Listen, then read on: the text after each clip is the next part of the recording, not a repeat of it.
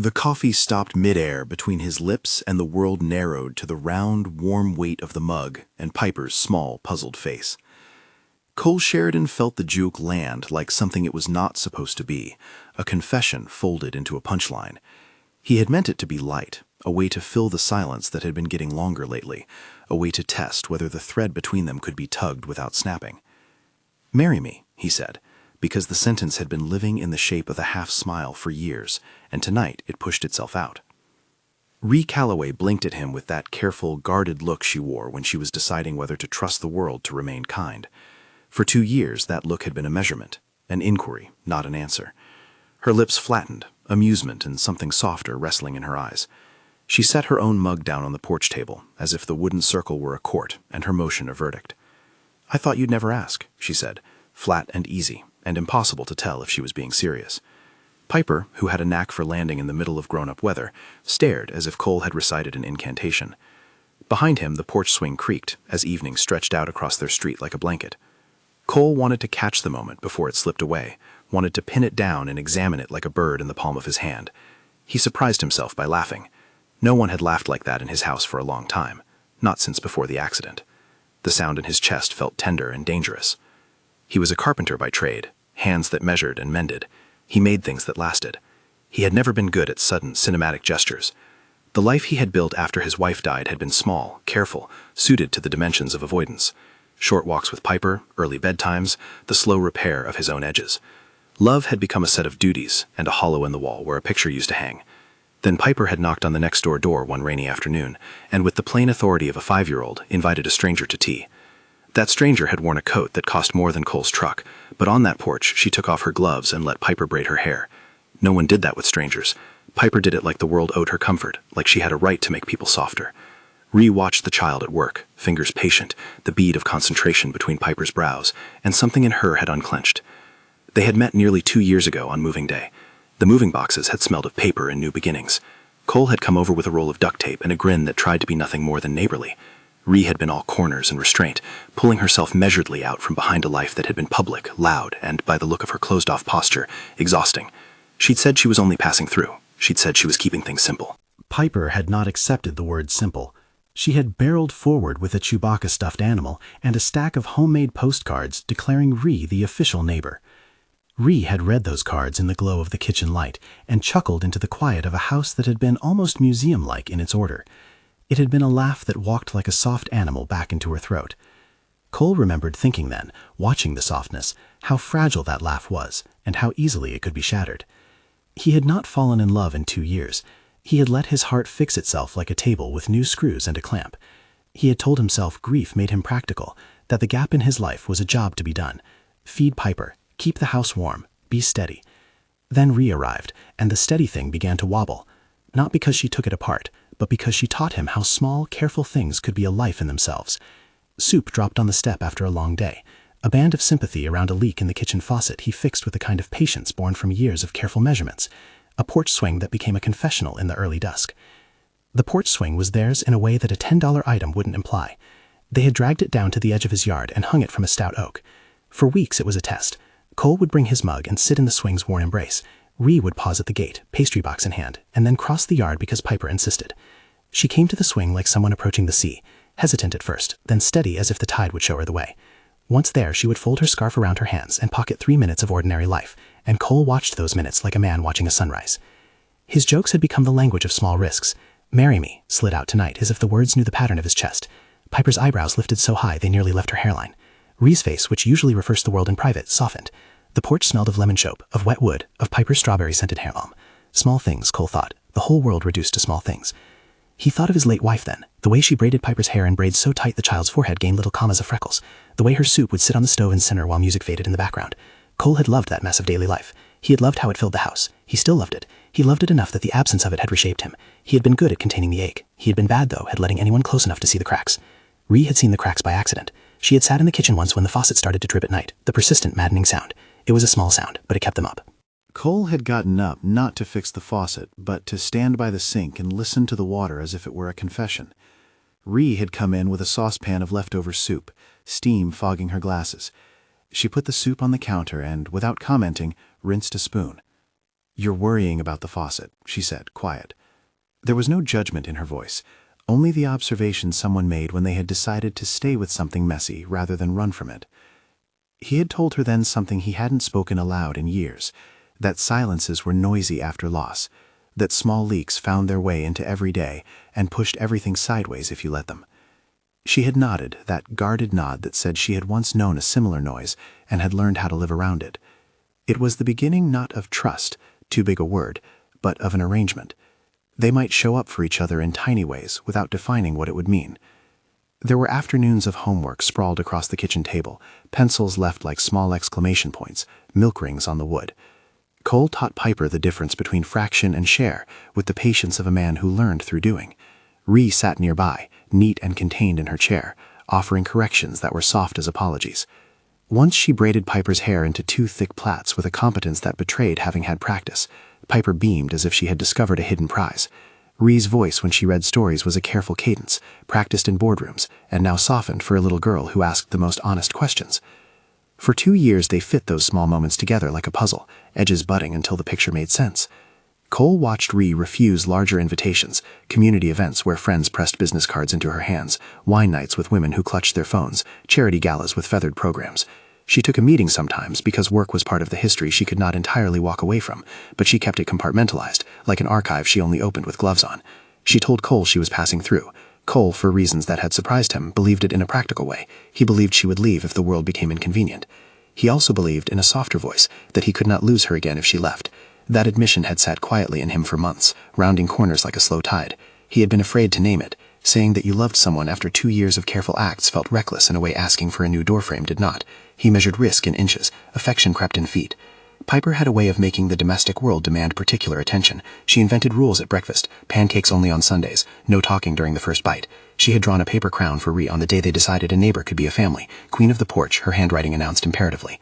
Ree wore the paper crown with a self-conscious laugh, and then, unexpectedly, pinned it to the inside of her jacket where Cole later found it, tucked like a talisman. That was the first time he saw her let an impermanent thing become part of something else. They developed rituals without announcing them. Saturdays were for fixing whatever had gone wrong during the week. Cole would show up with a toolbox and a grin and stay longer than he said he would. Ree would make soup for him. Something uncomplicated, boiled down to a richness of carrots and stock that tasted of time. The soup was always set on the step between their houses, steam knitting 2 porches together, and Cole would take it inside, grateful like a man rescued by the flavor of someone else's care. There were nights when Ree's face would lose its practiced composure, and a shaking would register at the edges, an almost imperceptible tremor in her hands, as if the quiet had become suddenly too big.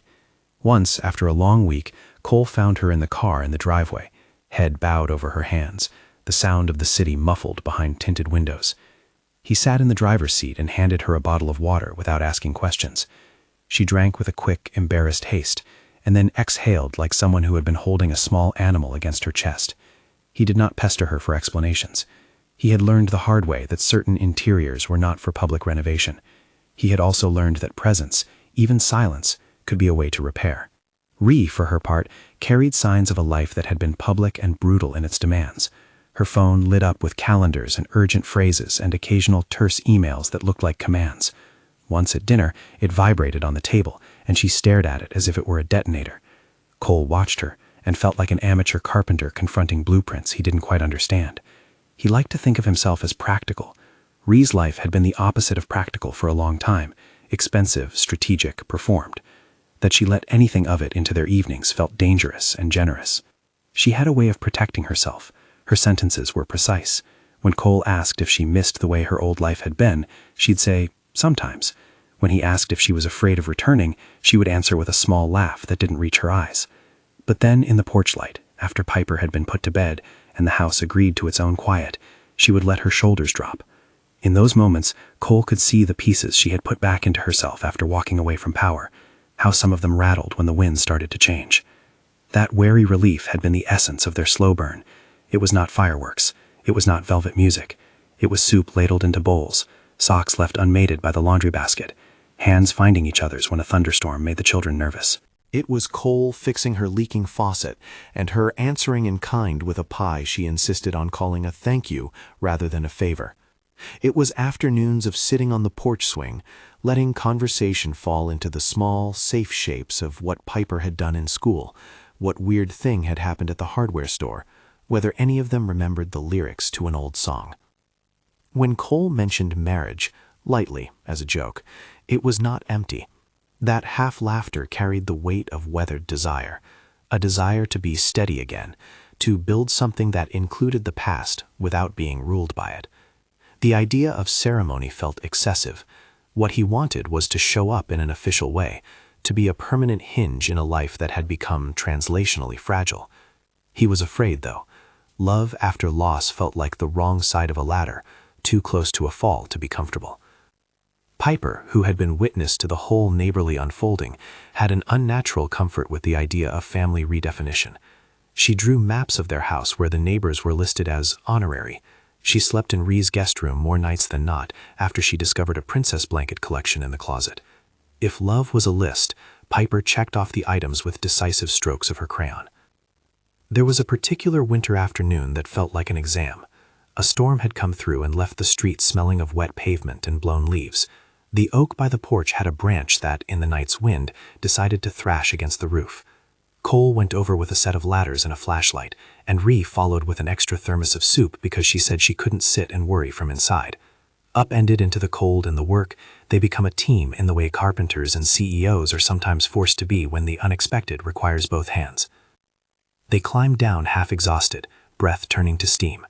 Cole, on impulse, held her hand as they stepped from the curb into the clean air. She didn't pull away. It was a small handshake of alliance. It was the kind of thing that could, in a year, become a pact. 2 years of this, Cole thought. 2 years of slow accretion. They had become a family in stages. First, a person at the mailbox. Then, someone who took in packages when the delivery driver messed up. Then, someone who actually noticed when Piper needed a bandage. Mild, domestic acts that built trust like mortar. All of it was in place by the time Piper's birthday crept up. Piper was turning 7. Cole had held her as a newborn and, in the blank space of early loss, had learned how to be large enough to contain grief for 2. He wanted this birthday to be ordinary and eccentric in the ways Piper loved. Dinosaur cake, candles arranged like a planet system, a scavenger hunt that culminated in a paper crown. He had promised Piper that her whole street could come. The permits were unnecessary. This was a neighborhood party, not a festival, but he wanted the day to be demonstrably full. Ree helped. She offered to bring the cake, and when Cole protested that he could handle it, she simply said, "You're doing a good job, Cole. Let me show you that cake can be professional and still whimsical." She had a way of making competence feel like a kindness rather than a threat. Cole, who had once felt watched by pity, now felt seen. The morning of the party, the kitchen faucet started to drip in a way that sounded like a metronome counting down. Cole fixed it before the guests arrived and thought about nothing of it until Ree arrived with a box tied in a ribbon, and Piper's eyes lit like Cole's. The yard filled with neighbors, folding chairs, paper plates, gossip that smelled of mulch and sunscreen. Piper ran a scavenger hunt with the concentrated ferocity of a general, her dinosaur pajamas trailing like a victorious banner. Harrison arrived with the efficiency of a trained animal. He was 3 years younger than Ree had been when she ruled boardrooms, sharp-suited, hair combed like an order. Cole noticed him because he moved differently from the comfortable people around the picnic tables. There was an economy to his gestures, a lack of wasted movement that made a carpenter notice how purposeful he was. He had the smile of a person who was used to being obeyed, and the eyes of someone who counted value in balance sheets. Harrison did not come to celebrate a child. He came to reclaim something. He walked the party with exactly the wrong kind of purpose, and the moment he saw Ree, he came alive with a polite, clinical heat. She tensed, as if someone had mentioned a ghost. You could read tension on her as if it were a crack in porcelain. Piper, wild and unabashed, ran into Harrison's orbit and offered him a paper crown. He took it with a smile too practiced to be genuine. "Ree," he said, the name flattened by corporate crispness. "We need to talk." Ree's jaw tightened. Cole felt a small animal lurch in his stomach. He had seen the way Ree's phone sometimes made a noise, and she would flinch like a curtain being pulled short. He had seen the shadow creep across her face. He had suspected there were things in her past that could make her retreat the way she sometimes did into herself. He had not seen them as missiles targeted at the life she had nearly built next door. Harrison's voice was smooth but firm. "There's been a development at the company. We need leadership. The board expects certain things." He looked at the people assembled as if each of them were a line item in a report. He did not smile at Piper. He did not laugh at the dinosaur cake. The air, even in the warm day, turned thin. Ree put a hand on Piper's shoulder. "Harrison, this is a party for a little girl," she said, the words pitched like a plea and a shield at once. Harrison's eyes slid to Cole with a formality that felt cold. "I'm aware of that." But sometimes the world requires us to set aside our personal lives. It's unfortunate timing, but the company's future is at stake. Cole could feel his jaw set. He was not a man who used words to defend strangers, but he was here, and the sight of Ree shrinking from a conversation that could strip everything away provoked something blunt in him. There was no calculated bravado in him. He had learned the cost of that. But he had a moral center. He had a daughter. He had a life that had been rebuilt by presence and small, patient acts. He would not watch someone he loved be reduced to an inventory item. Ree's face had gone pale from a color that money and power never taught a person. She was the color of someone who had carried too much for too long. Her hands trembled for the first time in public, and she looked at Cole like a woman agreeing to be braced. "I didn't come looking for a takeover of my life," she said. Her voice was steady but cracked at the edges. "I asked for space to heal." Harrison smiled, a practiced corporate smile. "Healing's admirable, Ree. Boards care about results. We can't wait for grace. We have shareholders, employees. There's a responsibility." Piper, who had been absorbing the adult words like a sponge, looked puzzled. "What's a shareholder?" she asked, the question evaporating awkwardly into the lawn. Cole saw something in him snap, not in the way of physical violence, but in the fierce, deliberate refusal to let someone be cornered. He had watched recklessness before, and the world can make a liar of the most careful man if the stakes feel like a family. His voice came out with the quiet authority of someone who has learned to speak so people may hear. "This is a child's birthday party," he said, stepping in front of the picnic table so the conversation could not continue in polite corporate inches. "This is my daughter's day. If you have business to conduct, you do it without making a kid feel like she's hosting a takeover." Harrison turned his attention to Cole with the trained precision of a man sizing up an impediment. "Mr. Sheridan, with all due respect, Miss Callaway's history and responsibilities are beyond your—" "My house is my business," Cole said, and his words were less about legalities than about the shape of life. "Your board doesn't get to storm in here and demand that she hand over the rest of her days on a schedule that suits them." Ree put a hand on Cole's arm, a quiet restraint. He could feel the tremor of her fingers like a small confession. She did not correct him. She let him speak as if she had already made some small internal calculation and decided to let the simpler truth stand. Piper wandered closer and, sensing that the mood had shifted into adult weather, grabbed Cole's other hand. Harrison's face hardened just enough for the room to register it. He had the air of a man who had been taught to be decisive in the face of chaos. "It's not about schedules," he said. It's about stewardship. There are obligations. Stewardship, Cole repeated, because the word tasted of meetings and memoranda and people who measured life by margins on a chart. There are also obligations to the people who live with you, to a little girl who thinks this is a safe thing. He never used metaphors much, but if life were a house, Harrison's idea of stewardship sounded like a plan to burn half of it down for profit. Ree inhaled, the exhale a small storm. The day felt like an accordion pulled tight. Guests at the party went slightly quiet, the laughter folding back into the sounds of forks and paper plates. Everyone knew of Ree in some measure. She was a person who had been powerful, one who had chosen anonymity recently.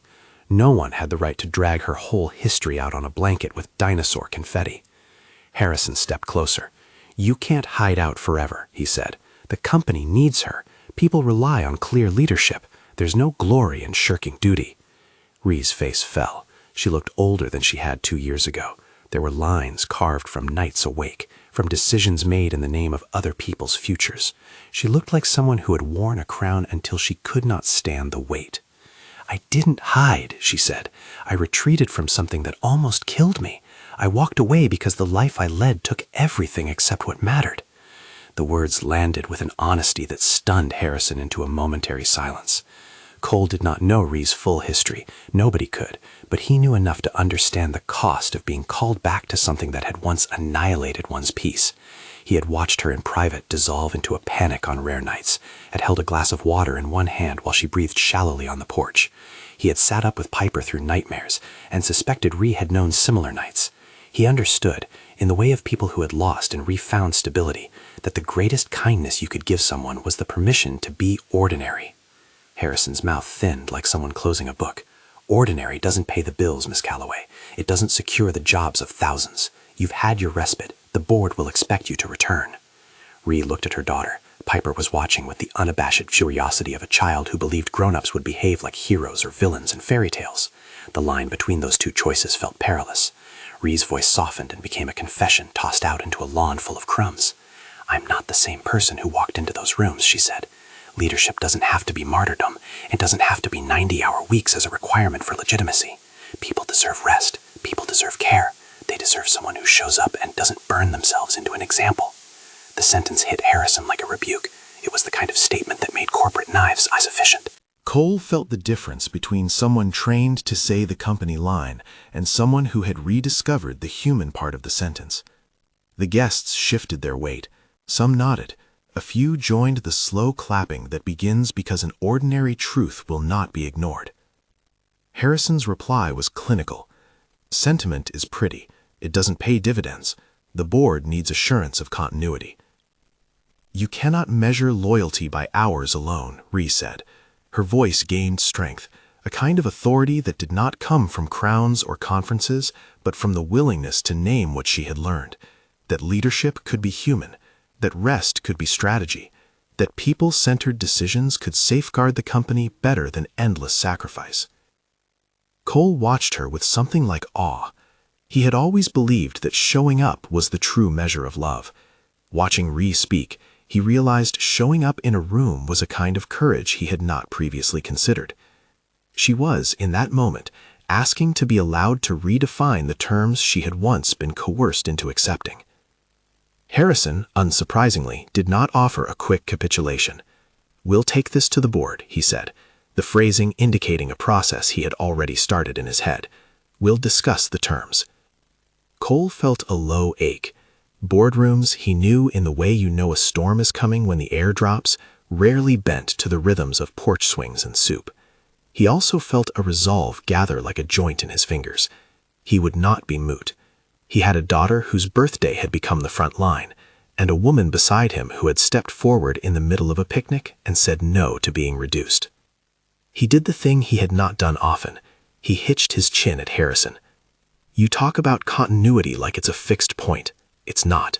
It's the people who choose to be there. Without them, there's nothing to steward." Harrison's mouth tightened. "I was hired to keep a company viable." "So was she," Cole said. "And some of us were hired to keep a child feeling safe at her birthday." The exchange felt inelegant compared to the larger stakes. Yet honesty sometimes landed clumsily and still changed the shape of things. The picnic resumed slowly, the party's soundtrack an odd mix of normalcy and uneasy energies. Ree took Piper's hand and led her around the cake. She blew out candles with practiced composure, and then, when the moment allowed, leaned into Cole and in a voice barely above the blanket of neighborly conversation, she said, "I didn't tell you everything, Cole. Not because I didn't trust you, but because some things I had to decide myself." Cole listened. He had wanted life's explanations neat and full. Instead, he got the raw bones, a woman whose past had been complicated, and a rival to their street that had been an attempt to learn how not to run. He had absolutely not been prepared for the thing that Harrison's presence would pull out of her like an old splinter. Later that evening, after the neighborhood had thinned back into its ordinary rhythms and the picnic chairs had been stacked like neat little soldiers on its porch, Ree came over to Cole's kitchen. Piper had been tucked into bed with an extra story because she had asked for one more about neighbors. The faucet, which he had fixed with reluctance earlier that day, still dripped minutely, as if it wanted to witness the conversation. She sat at his kitchen table like someone who had hesitated before opening a door, and in the calm of post-party dusk, she told him things that were not exactly secrets, but had been carefully bracketed. One by one, she said the words that built a bridge back toward the life she had left. "I was in it," she said, "at the center, for years. Meetings that bled into nights, vacations turned into working lunches. I thought I could give more, and it would mean more for everyone else. It didn't. It hollowed me out. I stepped away because I thought if I kept going, I would lose myself." Cole listened with an attention that felt like wood being planed smooth. He did not rush to fill the air with platitudes. He was by habit a listener who preferred to measure and stitch. When she paused, he reached for the teapot and poured, his movement ordinary and comforting in its normalcy. Ree's hands folded around the warm cup, and she took him in with a gaze that had lost its earlier armor. "I'm scared," she admitted, and the word was small but seismic. "I'm scared of going back to that life. I'm scared of what it took from me. But they don't let go so easily. Harrison, he's been pushing." Cole felt all the pieces in place at once. The slow building of a domestic life stitched by small acts, the unwelcome return of a man who measures value on a different scale, the public exposure that had begun at the party. He felt the weight of choosing to stand with someone whose past might demand more than either of them had bargained for. He also felt something else, the raw, honest part of him that wanted to say, loud enough that it might be true, that he loved her already. But he kept his voice practical. "You don't have to decide tonight," he said. "We have seasons. You've already taken one. Maybe you can take another, on your terms." Ree's laugh was a small thing, surprised. "You keep talking like I'm an overgrown plant that can be pruned at leisure," she said. "This is not just about me deciding to stay home and bake pies." "No," he agreed. "It's about who gets to make those decisions. If it's a choice you make for yourself, then we can plan around it. But if it is forced on you by someone else, that's not a choice at all." Ree's eyes fixed on the drip from the faucet, and for a moment she looked very young, barely old enough to know how to answer that kind of truth. She inhaled and sat down her cup. "They're calling a board meeting," she said. "It's going to be formal. It's going to be deciding things quickly." They expect me to come back. Cole sighed. The thought of a boardroom with its cool light and the hum of judgments felt like an alien climate. He had no title, no stock options, no balance sheet to offer as leverage. He had a daughter and a porch swing and a toolkit. He had a willingness to stand at someone's side when the world felt like it could pull them into machinery. "If you go back," he said, and the words bore an honesty that was both tender and blunt, "you don't go alone." The pause that followed was not silence so much as the air shifting. Ree looked at him as if trying to gauge whether the offer came with strings. "You mean on the porch swing?" she asked, the attempted humor a small, flinching thing. "No," Cole said, smiling for real now. "I mean, if you need a person who will show up and remind you to eat and laugh and lay down the armor sometimes, I'll be that person. If you need someone to remind the board about the human cost of their decisions, I can be there too, even if that's just because I refuse to let my daughter think people like you are to be pushed around." Her mouth curved, a private acknowledgement. "That sounds remarkably heroic for a man who measures things in 2x4s. He grinned. "Heroics is mostly showing up, and sometimes soup." She looked at him with a softness that had become rarer in the painted parts of her life. "Thank you," she said, and it was a plain sentence that felt like admission and relief. "I don't know how this will go, Cole. I don't know if the board will listen. I don't know if they want to listen." "You don't have to know all that tonight," he said. "You just have to know that you're not making the call alone." Piper's voice, sleepy and small, tumbled down the hallway then like a reminder. "Mom," she called, "are you staying?" Ree's eyes darted to the hallway, then back to Cole. The night outside pressed against the windows, a cool witness. She looked like a woman on a threshold, one foot poised on the return ticket to a life that had once nearly undid her, and the other foot still tucked in a yard where a porch swing creaked. "I'll think about it," she said, careful as always. Cole wanted to say more. He wanted to tell her that the proposal he had blurted in the porch light had been less a joke than a truth wrapped in a laugh. He wanted to say that he had been waiting to be brave about things since the day his life had changed. He wanted to tell her that the reason he had been measured and small was because he had been forming the courage to do this raw, ridiculous voice that said, "I will take on uncertainty if you will step into it with me." He did not. He leaned back, letting ordinary silence do the heavy lifting. Presence, he thought, was a kind of oath. It was the quiet promise that when the noisy machinery of life threatened, a hand would be there at your back. They stood in the kitchen with the drip of the faucet like a metronome, and the night like a soft cloth over everything. Outside, the porch swing knocked gently against its chain, and Cole imagined the world as a house that could be repaired if people chose to show up for each other. He did not know how the week to come would unfold. He did not know if Harrison would press harder, or if the board would accept Ree's reframing of leadership. What he knew, solid as the bench he sanded on Sunday afternoons, was that he would be there, on Piper's birthdays, at her scraped knees, in the quiet kitchen moments. He would be a presence, steady, imperfect, and stubbornly human. The night deepened, and Ree rose to leave. She hugged Piper with a precision that betrayed tenderness, and then turned to Cole. For a breathless second, in the doorway, the two of them looked at each other like architects measuring distance. "Thank you," she said again. But this time the gratitude had more to it, an acknowledgement of a future, not just the past. For the soup, the swing, and for showing up. Cole had his half-smile ready to hide the rest of his sudden courage. He let the porch light outline her profile, the glow anointing the edges of a woman who had stepped out of power and into the possibility of ordinary life. He could have said more. He could have rejected all the caution he had practiced for years and told her the truth, whether it would make sense or not. Instead, he lifted his mug, empty now, and offered it like a small oath. "I'm not leaving," he said. "Not if you'll let me stay." She smiled, and it was a small, fragile thing that planted itself into his chest like a seed. She stepped back into the night, and the sound of her footsteps faded down the path. Cole stood in the kitchen, listening to the faucet's steady drip and the echo of the party in his ears. He was a man who measured things in boards and beams and wounds healed by time. He had been surprised by how much he wanted to be brave. He went to Piper's room and watched her breathe for a long moment, dinosaur blanket rising and falling, a contented little smile and sleep. He thought of the boardroom like a storm on the horizon, cold, clinical light, and the intelligent cruelty of decisions made on models. He also thought of soup on a doorstep, of a porch swing in amber evening, of braids and small hair, and the way small hands trusted big ones. Those were the things he believed might matter more than projected earnings. Outside, the scent of cut grass and cake lingered. Inside, the faucet continued to drip, as if to remind them that even the smallest persistent things could be catalysts. Cole turned the faucet off, decisively this time, and let the silence say what his mouth could not. He was ready, in a way he had not been 2 years ago, to meet the person rewriting her relationship with power. He would stand beside her when the board requested explanations. He would stand for Piper's imagination, for messy dinners, for slow mornings, for ordinary love. He didn't know yet how to count what that would cost or gain, but he knew he would show up. They had 6 weeks on the calendar and a winter of small, practical preparations in their pockets. The board would meet. Harrison's words hung in the air like a calendar notice you couldn't ignore, formal, immovable. For the first time since the picnic, the gravity of it settled into the rhythms of their days.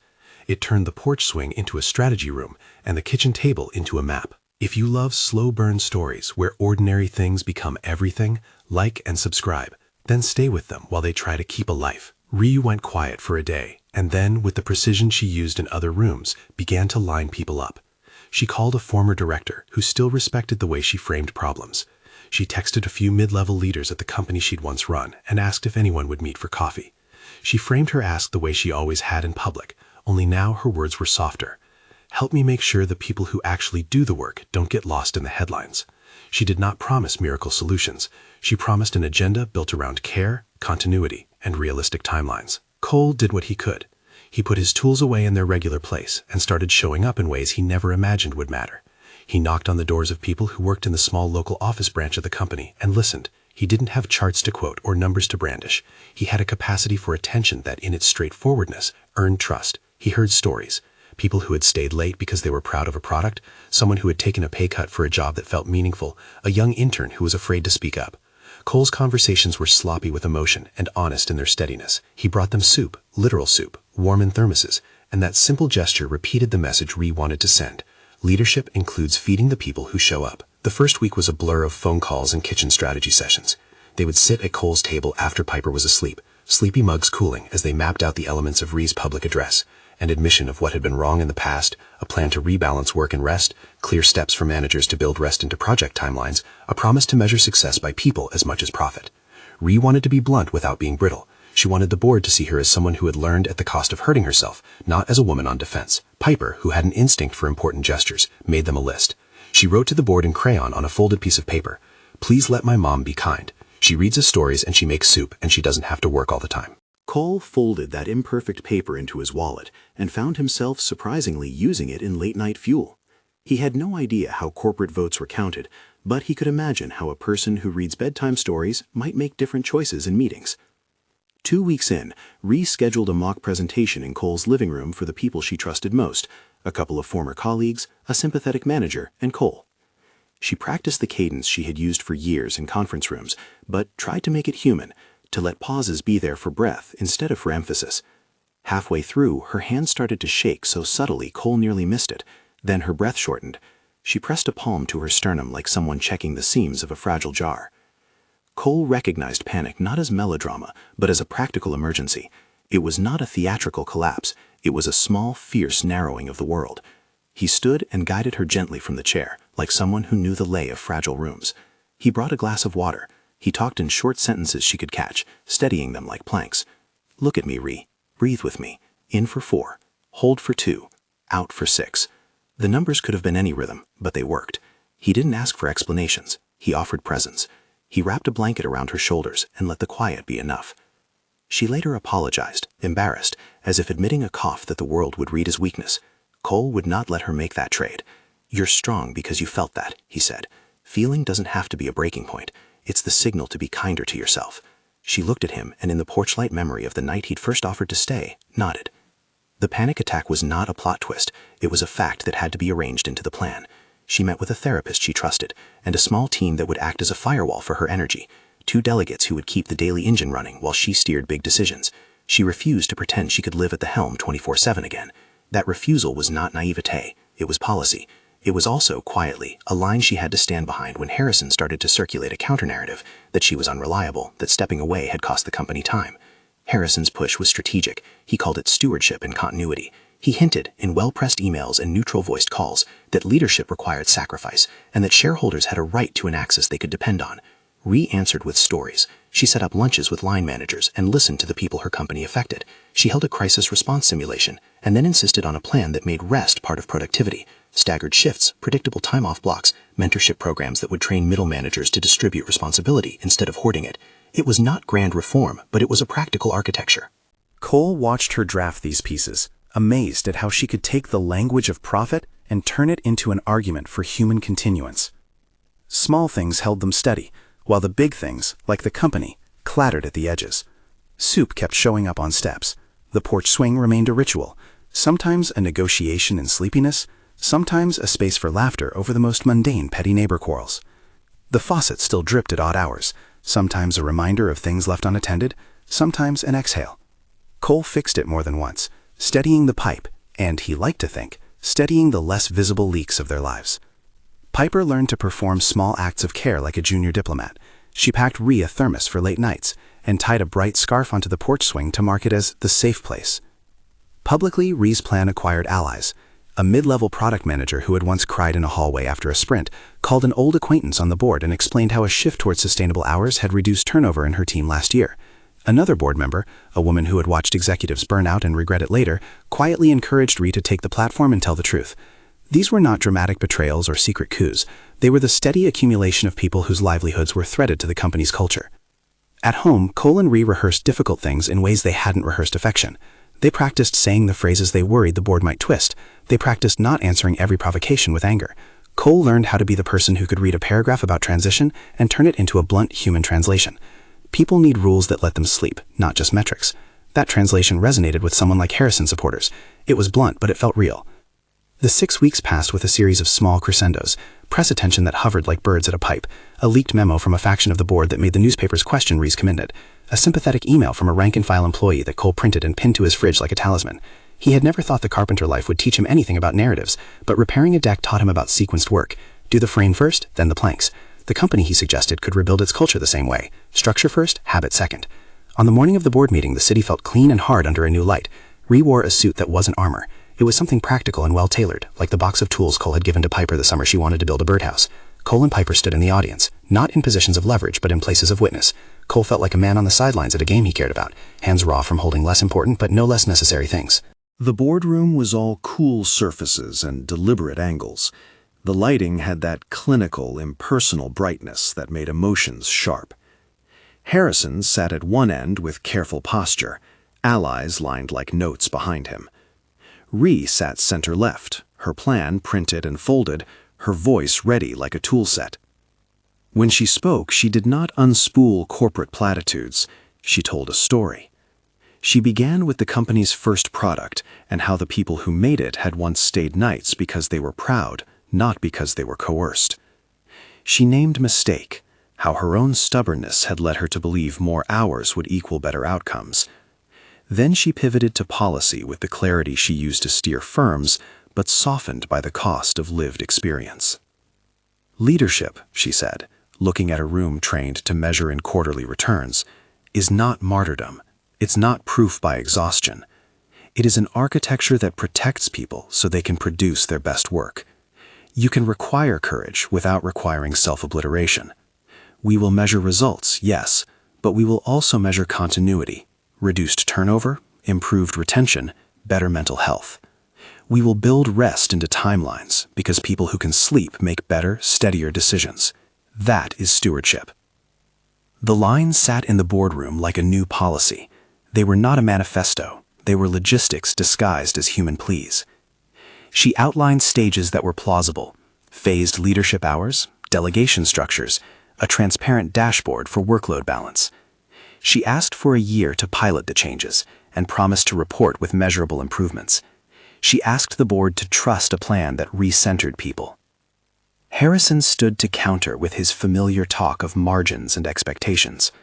He framed the proposal as risky and the board's fiduciary duty as something that demanded predictability. He painted an image of unmoored investors and tremored financial columns. He kept his tone factual because that had always been persuasive in rooms like this. What tilted the room wasn't a speech or a chart. It was the cumulative weight of small proofs. A couple of managers who had faced attrition quietly testified to the power of rest. A human resources director presented reduced sick days in similar pilots. A shareholder, older, quieter than the rest, remarked that the company should have a culture that valued people because a brand built on the backs of exhausted employees would not last. Cole did not speak at length. He had no title, but he had Piper's crayon note, and he had a quiet way of telling the truth. When given the floor for a brief public comment, he said nothing about margins and everything about presence. "All I know is families," he told them, voice steady. "My wife taught me that the little things make a life. Soup on a step, reading one more story, being there when someone panics. I'm not a strategist. I'm a father. But I know what it costs a child when the person who loves them is gone because they were always at a desk. I'm asking you, as people who have numbers to watch people too." It was not an argument that would normally sway analysts. It swayed humans. Boardrooms have room for practical metaphors, and his felt like a plank you could lay across the gap, a simple human measure that gave the more abstract claims a face. The vote was close. That closeness felt honest, not staged. Genuine disagreement over the balance of risk and care. When the tally came in Ree's favor by the slimmest of margins, the room exhaled. Victory didn't look like fireworks. It looked like a woman taking off her coat and letting something heavy tilt back onto a chair. Ree's relief was immediate and embodied. She sat down and allowed herself to fold into the moment, shoulders moving in a way that suggested she had been carrying more than the room had sensed. Cole found her afterward in the hallway, where the superficial clamor of the office had softened into the hushed operational noise of a building figuring out its future. "You did it," he said, and the sentence was less about triumph and more about recognition. "We did it," she corrected, and she meant it. He had been more visible than he expected to be, or wanted to be, in that room. His presence had been a tether to the ordinary life she was trying to protect. Harrison accepted the vote with a professional face that paid out as a win publicly and a resignation privately. He continued to press for efficiency inside meetings in the months that followed, but he no longer framed Ree as an unreliable steward. Instead, he reinterpreted her reforms as risk managed by data. He remained an antagonist in temperament, not an enemy in motive. He believed what he believed, and he believed the company should answer to the markets. Ree's wins simply forced him to measure markets alongside human costs. That was enough to keep a pressure that would be honest and present rather than monstrous. The aftermath was work. Winning a vote did not eliminate the mess of implementation. There were spreadsheets and timelines and slow, often boring conversations about supervisors and deadlines. But the work was of a different tenor now. It required translation between human needs and organizational mechanisms, and Ree proved adept at both. She had learned painfully that neither sacrifice nor stubbornness was a sustainable model. The new model required listening to people like Cole and acting like their testimony had value. 3 months later, they were living in a small apartment with a balcony that faced the river, the city shrinking around them like a tide. Cole had taken on contract jobs in the city, repairing a neighbor's deck, fixing a landlord's leaky faucet, small work that let him be home for dinner. Ree kept her office hours measured and kept commitments about time off. Piper, now older by a few months and perhaps by the subtle compression of being 7 with a big life, had a new bedspread and a small basket of dinosaur pajamas. The porch swing from the house didn't fit the new building, so Cole improvised. He found a narrow bench and hung a compact swing in a community courtyard where neighbors passed and children played. It creaked in a different register than the old oak, but it held 2 people easily. They moved with the unglamorous logistics of people who had a past and a future to reconcile. Boxes smelled of old books and soup spoons. The city introduced them to new rhythms, delivery times, a different kind of neighborliness, the constant hum of people in motion. Sometimes Cole missed the slow street where mornings had been measured by the delivery truck's clatter. Sometimes Ree missed the quiet of a house with a yard. They adjusted in the small ways that count. A coffee shop with a barista who learned their names. A plumber who fixed a drip in record time because a neighbor recommended him. An elevator that played music while Piper practiced counting steps like a ritual. One evening, months after the vote, and after a season of negotiated routines had settled into a comforting predictability, Cole surprised Ree in a way he had not when he blurted, "Marry me," on the porch. They had been up on the balcony, wrapped in a shared blanket against an unusually chilly summer night, Piper asleep in a room that smelled faintly of toothpaste and new crayons. The city lights were an honest, distracted constellation. The balcony rail had a small pot of basil that Cole had somehow managed to keep alive. Ree's jacket was hung on the back of a chair like an anchor. Cole had not planned to propose. He had not sharpened a speech or set an ornate stage. He had, over the days, carved a little band in the woodshop he had rented in the city, something simple, unpolished, a ring of maple he had sanded and sealed with oil until it warmed like a palm. He had made it with hands that measured and mended. He fumbled it on the balcony with a laugh he tried to hide. "I didn't plan this," he said, and the sentence was both a confession and a charm. He remembered the first time, the joke turned truth, and how that small audacity had become a map. Ree looked at him, at his calloused hands, at the honest line of his jaw, and something unguarded softened in her face. "This is very you," she said, voice a small smile. She had learned to slow down in a world that wanted speed, to notice the ordinary and its quiet bravery. He opened his palm. The maple band sat there, modest and warm, the color of porch steps at sunset. "Will you marry me?" he asked, and it was the same sentence he had once said in half jest, and now said with the full weight of other people's testimony, of Piper's crayon, of night-swept panic calmed, of soup on a step, of a board vote won and a company that would try to be kinder. It was not a demand for a perfect story. It was the asking for a continued showing up. Her laugh was small, a surprise she had not rehearsed. "You carved that?" she asked, amazed. "I made it," he said. "It's wood. It will wear. It'll get nicked. It'll take on the life we give it." She slid the ring on without fuss. It fit, imperfect and real. "Yes," she said, and it landed like a vowel that made sense of the sentence. "Yes, Cole." Piper woke up in the middle of the night minutes later and found them both on the balcony. The child's eyes were wide and honest and already fluent in the family's new grammar. She announced, with all the certainty of 7, "You should put cake next to the marriage," and they laughed until the sound reached across the river. They married some months later in a small ceremony that honored the ordinariness they trusted. There was burnt toast at breakfast the next morning, not because anyone was careless, but because a toddler puppy had invented chaos in the kitchen and a culinary plan had not stayed planned. The puppy, a mottled little mutt they adopted from a shelter because Piper insisted and because hearts had grown, chewed a single shoe the size of a small tragedy and then fell asleep in the wreckage like a custodian of forgiveness. Domestic life became a collage of tiny, persistent acts. Ree learned to braid Piper's hair into plaits that had once been her own craft. Cole made a shelf for the apartment that fit between 2 studs and held the small trophies of their blended life, a crayon portrait of the 3 of them, and the paper crown that Ree had once pinned inside her jacket. Soup still appeared on steps, now by the back door, steaming into the city's evening. The faucet in the bathroom developed a small leak, and Cole fixed it in the way he always had, with patience and an eye for lasting joints. The porch swing in the courtyard sometimes creaked like a conversation partner. Harrison sent an occasional message about quarterly returns and strategy memos. He never became a friend. He became a measure of the persistent differences that govern how people think about risk. In the end, what mattered more than his antagonism was the fact that Ree had learned to translate her power into structures that let her keep people whole. She took the job seriously, with an equation of compassion and rigor that transformed corners of the company. People left less often. There was a slow accumulation of trust that did what trust is supposed to do. It made daily life slightly easier to bear. An epilogue is never tidy in real life. There is burnt toast, there are shoes missing, there are days when someone must work late. But in the quiet tally of ordinary mornings, the story looked like this. A single dad who practiced courage, not through headline moments, but by the stubbornness of presence. A woman who once ran entire markets and learned to steward them without losing herself.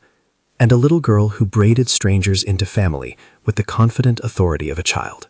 They still had arguments about small things. A missed dinner, the wrong brand of peanut butter in the cupboard. But they also had rituals that rewired the ordinary. Saturday soup nights, bedtime stories where Ree used to improvise corporate metaphors as fairy tales, Cole's careful sanding of a toy train that Piper could not imagine being anything but perfect, the faucet that sometimes required patience and sometimes a new washer, but never a dramatic storm. On a random morning, months after the proposal, Cole burned the toast. The smoke alarm trilled like a choir of tiny alarms. The puppy, convinced the world had fallen into celebration, seized a slipper and made off with it at full speed. Piper shrieked with the exact mixture of panic and delight only children can muster. Ree came to the kitchen, hair in a loose knot, and laughed at the chaos. Cole opened a window and waved a towel like a flag. In the small smoke and the scattered shoes, they moved with practiced ease. Windows opened, toast tossed, puppy retrieved, apologies offered and accepted without theater. They were messy and whole. They were not a fairy tale, but they were a love story. Not because there had been a tidy arc of rescue, but because they had chosen, again and again, to show up for each other in the ordinary. The ring, nicked by a doorframe and rubbed smooth by years, reflected light in little pieces. On the porch swing later that day, as the neighborhood folded back into its afternoon, Cole watched Ree and Piper talk about a new bedtime book. He felt the solidity he had once guarded with measuring tape and clamps. Not a perfect structure, but a livable one. He had asked unexpectedly, and she had said yes. The world around them, in its small, persistent ways, agreed to keep going.